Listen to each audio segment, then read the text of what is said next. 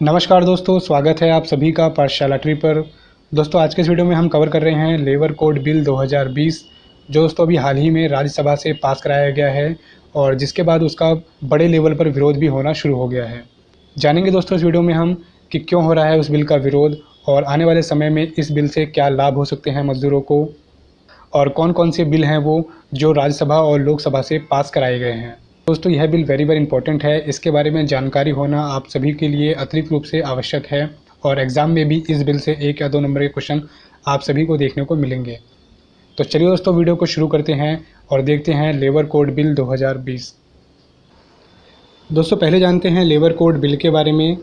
तो देखिए दोस्तों, राज्यसभा में 3 लेबर कोड बिलों को रखा गया था और यह राज्यसभा से पारित हो गए, और इससे पहले दोस्तों इन तीनों ही बिलों को लोकसभा में पारित कराया गया था और यह बिल अब राज्यसभा से भी पारित हो चुके हैं।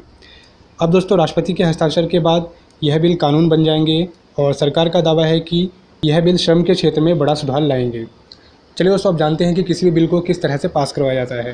देखिए दोस्तों, जैसा कि आप सभी जानते हैं कि किसी भी बिल को पास करवाने के लिए सरकार उस बिल को भारत की संसद में लाती है। और दोस्तों भारत की संसद 3 चीज़ों से मिलकर बनी हुई है, लोकसभा, राज्यसभा और राष्ट्रपति। यानी कि दोस्तों भारत की संसद के 3 अंग हैं, लोकसभा, राज्यसभा और राष्ट्रपति। देखिए दोस्तों, मैंने आपको बताया कि भारत की संसद 3 चीज़ों से मिलकर बनी हुई है, Lok Sabha plus Rajya Sabha plus president. देखिए दोस्तों, सरकार को अगर कोई भी बिल पास करवाना होता है तो सरकार सबसे पहले उसका एक प्रस्ताव लाती है और उस प्रस्ताव को बिल के माध्यम से सबसे पहले लोकसभा में रखा जाता है। लोकसभा से पास हो जाने के बाद उसको राज्यसभा में रखा जाता है, और जब बिल लोकसभा और राज्यसभा दोनों से पास हो जाते हैं तो उनको राष्ट्रपति के पास भेजा जाता है हस्ताक्षर के लिए। जैसे ही दोस्तों राष्ट्रपति उस बिल पे हस्ताक्षर कर देते हैं तो वो बिल कानून का रूप ले लेता है और उसके बाद उसको भारत के गैजेट में प्रकाशित किया जाता है। भारत के गैजेट में वो बिल प्रकाशित होने के बाद वो पूरे भारत में लागू हो जाता है। तो देखिए दोस्तों, यही प्रोसेस है किसी भी बिल को पास कराने के लिए। सबसे पहले उसका एक प्रस्ताव लाया जाता है और उस प्रस्ताव को बिल के माध्यम से लोकसभा और राज्यसभा में रखा जाता है, और लोकसभा और राज्यसभा से पास हो जाने के बाद उसको राष्ट्रपति के पास भेजा जाता है हस्ताक्षर के लिए। राष्ट्रपति के हस्ताक्षर के बाद वो बिल पास माना जाता है।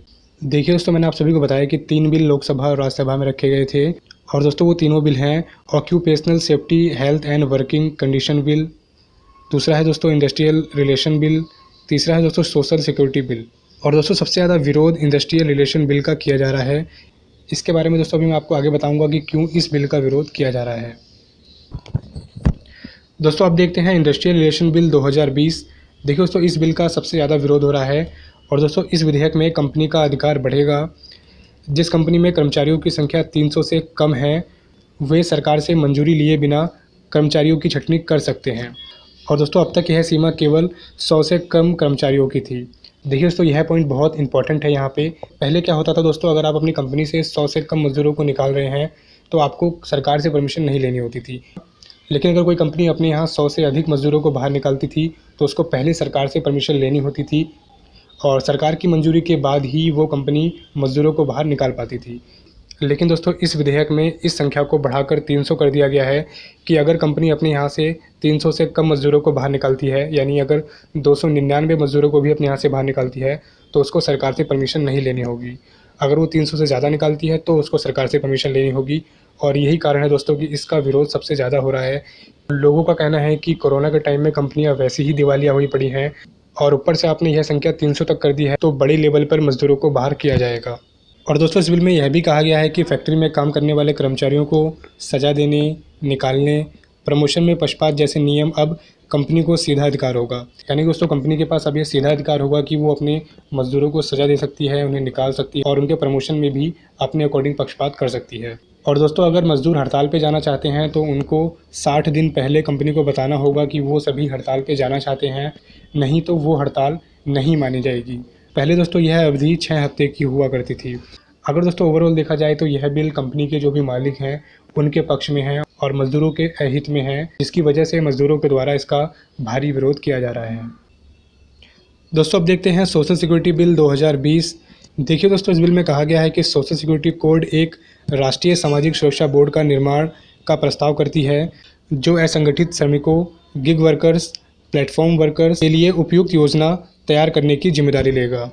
और दोस्तों यह संगठन श्रमिकों की सामाजिक सुरक्षा की योजना भी बनाएगा, जिसमें दोस्तों जीवन और विकलांगता बीमा, भविष्य निधि, स्वास्थ्य और मातृत्व लाभ और कौशल उन्नयन शामिल है। देखिए दोस्तों, इस बिल में बहुत अच्छी बातें कही गई हैं कि अब श्रमिकों के लिए एक राष्ट्रीय सामाजिक सुरक्षा बोर्ड बनाया जाएगा जो श्रमिकों के बीमा, भविष्य निधि, स्वास्थ्य और मातृत्व लाभ के लिए योजनाएं बनाएगा। तो दोस्तों, सोशल सिक्योरिटी बिल श्रमिकों के लिए काफ़ी अच्छा माना जा रहा है। अब देखते हैं दोस्तों occupational safety, health and working condition bill 2020। देखिए दोस्तों, ये बिल कंपनियों को छूट देगा कि वो अधिकतर लोगों को कॉन्ट्रैक्ट बेसिस पर नौकरी दे सकेंगे। साथ ही कॉन्ट्रैक्ट को कितनी भी बार और कितने भी समय के लिए बढ़ाया जा सकेगा। इसके लिए कोई भी सीमा तय नहीं की गई है। वो प्रावधान भी अब हटा दिया गया है जिसके तहत किसी भी मौजूदा कंपनी को कॉन्ट्रैक्ट वर्कर में तब्दीली करने पर रोक थी। दोस्तों, अगर आगे देखें इस बिल में तो महिलाओं के लिए वर्किंग आवर सुबह 6 बजे से लेकर शाम 7 बजे के बीच ही रहेगा। शाम 7 बजे के बाद अगर कोई काम कराया जाता है तो उसकी सुरक्षा की जिम्मेदारी कंपनी की होगी। यानी दोस्तों, यहाँ पर यह कहा गया है कि अभी तक जो महिलाएं केवल डे शिफ्ट में काम करती थी, अगर वो चाहें तो नाइट शिफ्ट में भी काम कर सकती हैं, लेकिन उसकी सुरक्षा की जिम्मेदारी कंपनी की होगी। और दोस्तों, इस नियम की वजह से इस बिल का विरोध किया जा रहा है। और दोस्तों, आगे इस बिल में कहा गया है कि एक हफ्ते में 6 दिन से ज़्यादा काम नहीं कराया जा सकता मज़दूर से, और अगर कोई मज़दूर ओवर टाइम करता है तो उसे ज़्यादा पेमेंट करना होगा। और दोस्तों, इस बिल में यह भी कहा गया है कि अगर कोई कंपनी अपने यहाँ किसी मज़दूर को रखती है तो उसको उस मज़दूर को अपॉइंटमेंट लेटर देना अनिवार्य होगा। यानी दोस्तों, अब कोई भी कंपनी किसी भी मज़दूर को बिना अपॉइंटमेंट लेटर या फिर ज्वाइनिंग लेटर के अपने यहाँ नहीं रख सकती है। चलिए दोस्तों, अब देख लेते हैं कि ओवरऑल इन बिलों से मज़दूरों को लाभ क्या होगा। तो दोस्तों, प्रवासी मज़दूरों का डेटा रखने के लिए लेबर ब्यूरो बनाया जाएगा जिसके पास दोस्तों प्रवासी मज़दूरों की पूरी जानकारी होगी। जैसा कि दोस्तों आप सभी जानते हैं कि कोरोना के टाइम में प्रवासी मज़दूरों की समस्या एक विकट समस्या थी देश के सामने। उससे निपटने के लिए सरकार ने अब लेबर ब्यूरो का निर्माण किया है जिसके माध्यम से प्रत्येक प्रवासी मज़दूर का डेटा अब सरकार के पास रखा जाएगा। और दोस्तों, इसमें सभी राज्यों व विभागों से प्रवासी मज़दूरों का डेटा लिया जाएगा। और दोस्तों, नए कानून के तहत सभी प्रवासी मज़दूरों को 1 साल में अपने मूल निवास पे जाने के लिए सरकार की तरफ से सुविधा मुहैया कराई जाएगी। जैसे कि दोस्तों आपने देखा था कि कोरोना के टाइम में बहुत बड़े स्तर पे मज़दूर ऐसे थे जो अपने घर को नहीं लौट पाए थे। अब दोस्तों, केंद्र सरकार और राज्य सरकार मिलके ऐसा प्रावधान करेंगी कि साल में 1 बार मज़दूरों को उनके घर तक पहुंचाया जा सके। आगे देखते हैं दोस्तों, फिक्स टर्म स्टाफ को भी स्थायी श्रमिकों की तरह सुविधाएँ मिल पाएंगी। 1 साल के कॉन्ट्रैक्ट पर काम करने वाले कर्मचारियों को ग्रेजुएटी जैसी सुविधा मिलेगी। अभी तक कम से कम 5 साल काम करने पर ही ग्रेजुएटी का लाभ मिलता था। तो देखिए दोस्तों, यह प्रावधान काफ़ी अच्छा है। अभी तो दोस्तों क्या होता था कि अगर आप किसी कंपनी में लगते हैं और वहाँ पे 5 साल तक काम करते हैं तो ही आपको ग्रेजुएटी मिलती थी। देखिए दोस्तों, ग्रेजुएटी में क्या होता है कि आपकी सैलरी का कुछ % कंपनियाँ आपके पीएफ में जमा करवाती हैं, और जितनी धनराशि कंपनियाँ आपके पीएफ में जमा करवाती हैं उतना ही केंद्र सरकार आपके पीएफ में जमा कर देती है। और दोस्तों, जब भी आप रिटायरमेंट लेते हैं या जॉब छोड़ते हैं तो आपका वो पूरा फंड मिल जाता है। तो दोस्तों, यह प्रावधान काफ़ी अच्छा है।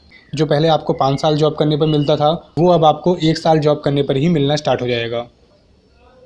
कुछ और पॉइंटों को देखते हैं दोस्तों। सभी श्रमिकों को नियुक्ति पत्र देना अनिवार्य होगा। उनके वेतन का डिजिटल भुगतान करना होगा। साल में 1 बार सभी श्रमिकों का हेल्थ चेकअप कराना अनिवार्य होगा। यानी कि दोस्तों, कंपनियों को अब उनके यहाँ काम करने वाले श्रमिकों का साल में कम से कम 1 बार उनका हेल्थ चेकअप कराना अनिवार्य होगा। तो दोस्तों, यह थे कुछ पॉइंट जो मज़दूरों के हित में हैं। और दोस्तों, इस बिल में कुछ पॉइंट ऐसे भी हैं जो मज़दूरों के हित में नहीं हैं, उनमें बदलाव होना चाहिए। और दोस्तों, जो चीज़ हमें सही नहीं लगती उसका हम विरोध कर सकते हैं। यही भारत के लोकतंत्र की सबसे बड़ी खूबसूरती है। चलिए दोस्तों, आज की इस वीडियो में बस इतना ही। उम्मीद करता हूँ आप सभी को यह तीनों बिल समझ में आए होंगे। देखिए दोस्तों, इन तीनों बिलों में बहुत सारी चीज़ें ऐसी हैं जो मज़दूरों के हित में हैं, और बहुत सारी चीज़ें ऐसी हैं जो मज़दूरों के हित में नहीं हैं। और दोस्तों, जो भी चीज़ें मज़दूरों के हित में नहीं हैं उनका विरोध भी होना चाहिए। और दोस्तों, आप सभी को यह पूरा कंटेंट हमारे टेलीग्राम ग्रुप पाठशाला ट्री ऑफिशियल पर मिल जाएगा। आप सभी वहां से यह पूरा कंटेंट डाउनलोड कर सकते हैं। और दोस्तों, अगर आपने अभी तक हमारे चैनल को सब्सक्राइब नहीं किया है तो चैनल को सब्सक्राइब कर लीजिए और बेल आइकन को प्रेस कर दीजिएगा, जिससे कि हमारी आने वाली अगली वीडियोस आप तक सबसे पहले पहुंच पाएँ। तो चलिए दोस्तों, मिलते हैं अगली वीडियो में। तब तक के लिए टेक केयर, बाय बाय।